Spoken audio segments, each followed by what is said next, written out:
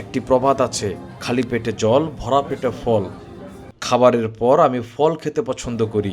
যেহেতু অনেক দেশে বাংলা খাবার সহজে পাওয়া যায় না, তাই ফল খেয়ে আমাকে থাকতে হয়।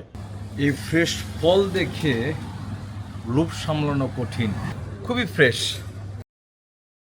সেই জৈতুন ফল, এই জৈতুন ফলের কথা কোরআনে বলা আছে, একদম পাকা টসটসে জৈতুন ফল। এক একটা জয়তুন ফুল পেকে এর যে সুগন্ধ বেরোইছে, দেখতে যে কত সুন্দর লাগতেছে, এটা নিশ্চয় অনেক স্বাদ হবে। একদম মানে মুখে পানি ভর্তি হয়ে যাচ্ছে।